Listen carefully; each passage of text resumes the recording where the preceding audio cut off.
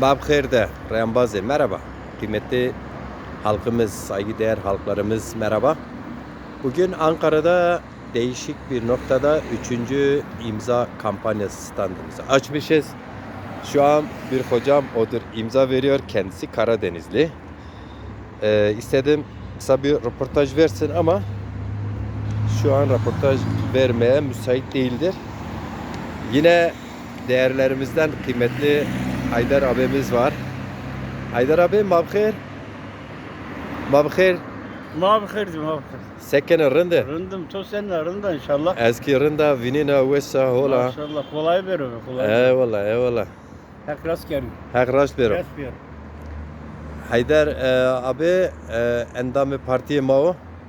Te ambazivane ya vone Ali Demirel teno kesçino matkes pero ambaze ma piyate de. Kıymetli hocam şuraya da bir imza alayım. o ne? Bu ise işte TRT Zazaca, TRT Zazaki kanalının açılması içindir. Talebimizdir. Görüntüdeki hocamız Karadenizlidir. Bir Karadenizli Zaza dilini yaşaması için hem TRT Zazaki'ye imza veriyor hem Milli Eğitim Müfredatı'nda Zazaca'nın leçe yerine müstakil dil kabulü için imza atıyor. Eksik olmasın buradan sizin şahsınızda Karadeniz'e selam hocam. Karadeniz'e selam. Evet, Ankara'dan herkese selam. Tabii ki pazar günüdür. Bayraklarımız dalgalanıyor. Rengarenk parti logolarımız dalgalanıyor. Süper değil mi? Süper.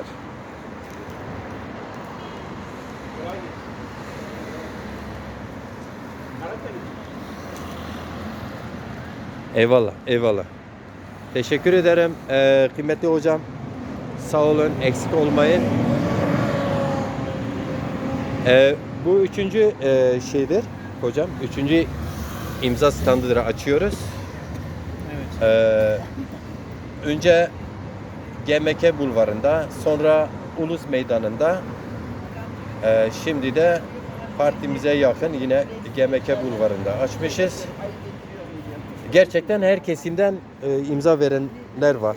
Peki o şüphesiz zaten yani. Her kesimden yani imza verenler var. Ülkede, Türk, olması Kürt gerekiyor. hiç fark etmeksizin çok Çerkez'e de denk geldim.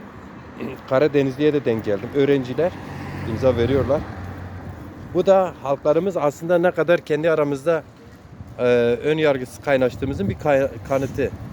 Bizi böyle ideolojik sayıklarla, ideolojik amaçlarla bölenler aslında kendi aralarında anlaşabilseler halk arasında herhangi bir sıkıntı olmadığını realde, pratikte gerek geçen 3 gün Antalya'da gerek burada bunu yaşayarak realde görüyoruz yani. Saygılar, hürmetler, hepinizi selamlıyoruz arkadaşlar.